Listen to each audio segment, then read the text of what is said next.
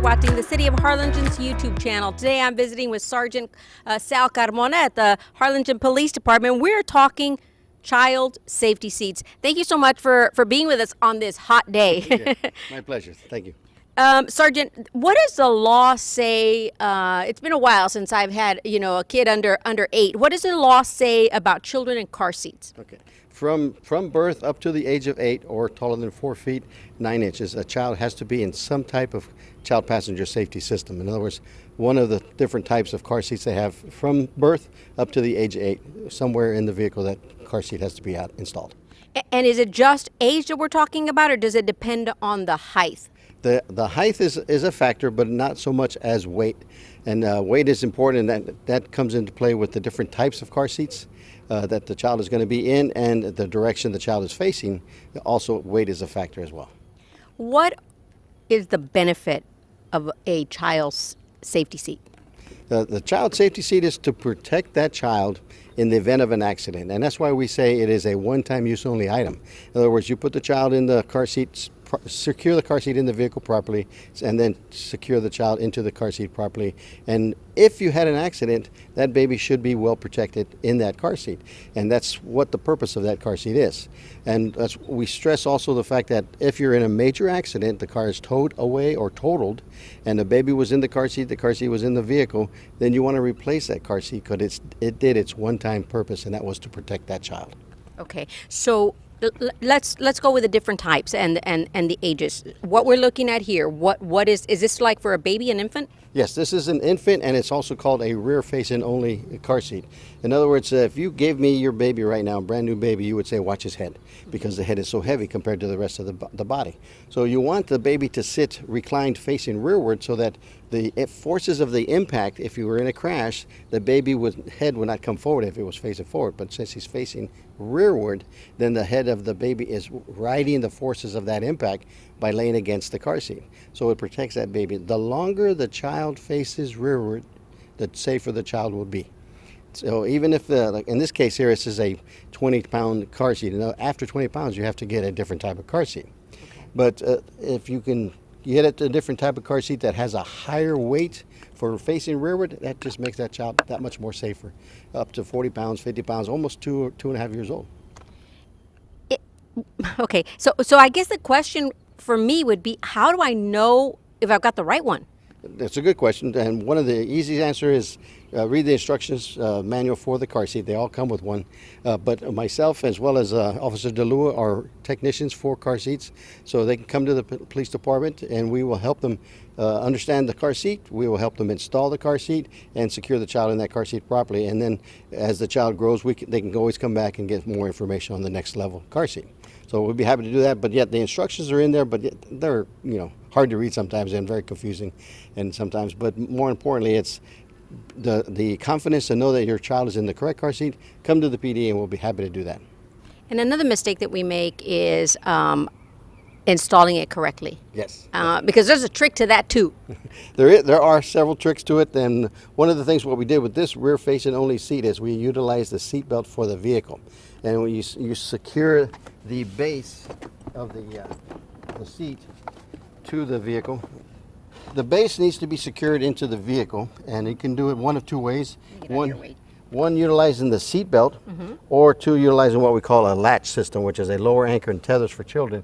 And I'll explain that one a little bit further on the other car seat.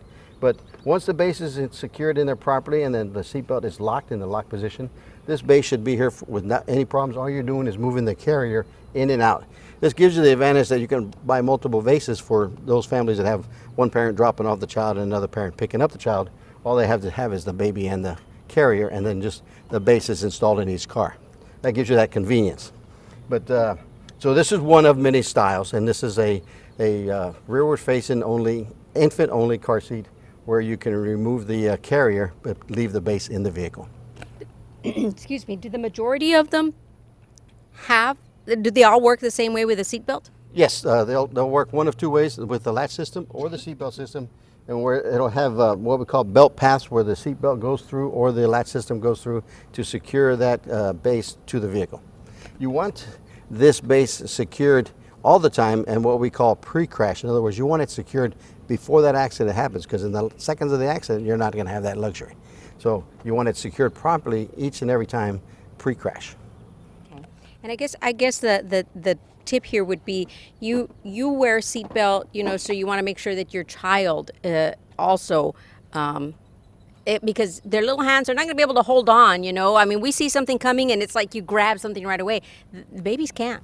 Babies can't. They're the innocent victims. If they're not trained how to put the seatbelt on or install their car seats. That's the parent's responsibility. And so that's why we want to make sure that you always secure your child first before you even get yourself in the vehicle and secure yourself. But kids will always do half of what you say, but they'll always do what they see you do. So if you put your seatbelt on, then the child will always put his or her seatbelt on as well.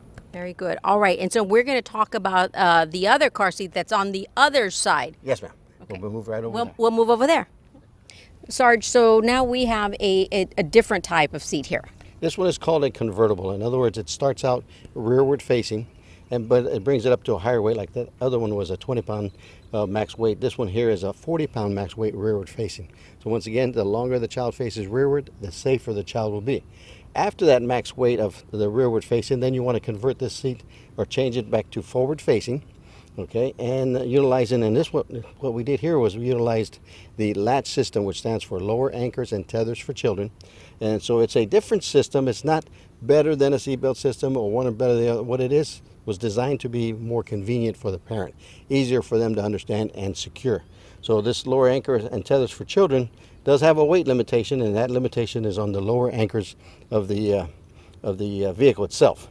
Okay, so but securing the car seat forward facing, the harnesses are a little bit higher. They come up and over the child's shoulder, and then the child is secured correctly. What we want to point out is that this forward facing car seat has what we call a top tether. So you secure that tether down to the back seat of the vehicle there. There's a latch system in the back.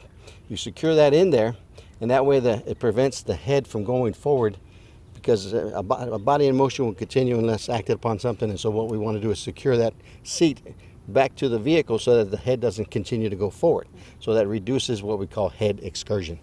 So properly securing the top tether, properly securing the lower anchors and tethers for children, and then properly securing the child in the harness with the retainer clip on his breastbone, even with his armpits, his or her armpits. I want to point out that the harness straps, lots of times the parents will get the child out of there without loosening the straps. You want to loosen it so that when you put the child back in there, you will secure it properly. An analogy I like to use is, say that my arm was the child's shoulder. You don't need that the strap to be still tight on the child's shoulder. You just want to not be able to pinch the webbing. If you could pinch it, then it's too loose. If you can't pinch it, then it's properly secured and securing that child in the seat. If you have it too loose, then that child is going to move inside that harness system during that accident. So we don't want that. You don't want extra movement inside. So that's why you want to secure them each and every time. Very good. And is there, once they graduate from this, they go into a booster seat? Yes, our next seat will be a booster seat. Yes, ma'am. And then the last seat before they're not having to be in a car seat would be the booster. The booster seat. And the reason why it's called a booster seat, these seat belts in the vehicles are designed for adults. So what we want to be able to do is have this shoulder strap run properly across the child's chest.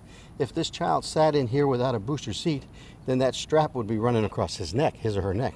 So what we want to do is boost up the child so that it fits properly with inside this lap and shoulder belt. So what we have here is a booster seat with a back support.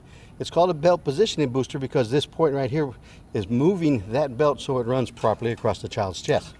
So we had to hold it. This seat belt will lock in the event of an accident due to inertia.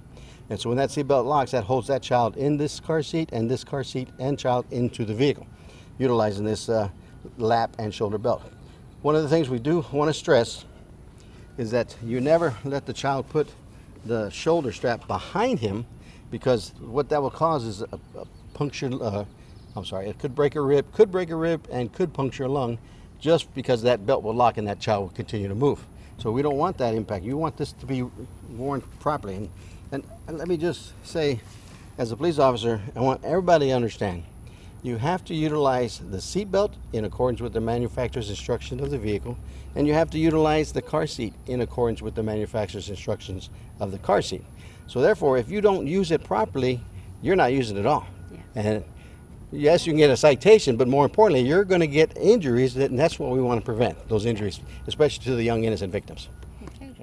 And Sarge, of course, if somebody does not know how to use them, they're not sure if, I know, I remember those days, it's like, oh, am I doing it right? Do I have it right? If you're not sure, that's what you all are here for. We're happy to help out. Just bring the child and the car seat that you have, and we will make sure that it's the right car seat, because nowadays car seats expire. We don't talk about it as much, but there's a reason why they do expire, and that's why we say never buy a car seat at a yard sale or a flea market. You want to buy a reputable car seat from the stores, and you don't want to get one that has been expired, because they do expire. The amount of years changes by the manufacturer of the car seat, so I don't want to say a particular year, but you can always look on the bottom of the car seat and it'll say the expiration date on it. Very good. All right, and as you said, it's not just the law, it's about safety. And you don't have any other precious cargo in there other than your children, yourself, but the kids. Yeah, that's the most precious cargo you want to protect, yes. All right, anything else that we have left out, Sarge? I do want to show you a backless booster. In other words, Okay. I'm going to take off this back, and then we'll talk about it in a second. And then we have a fourth car seat. Well, we have the booster in what we call a backless booster situation. So it could be the fourth one. In other words, we have taken the booster seat, which had a back. We removed the back, and we're utilizing it without the back. So it's now a backless booster. And what that does is it's just a little more convenient for the child. It does take away the side constraints that it had on the child, which was protecting it. But you're utilizing the headrest of the vehicle to help hold that child secure up against the vehicle. And there's an attachment that comes with all the booster seats, which this one here holds down the lap portion of the lap and shoulder belt so that it rides properly across the child's chest. So here we have, the key point is that if you're going to use a backless booster, you need the retaining clip that holds the shoulder portion of the belt across the child's chest, and it must be in the position in the vehicle where there is a headrest.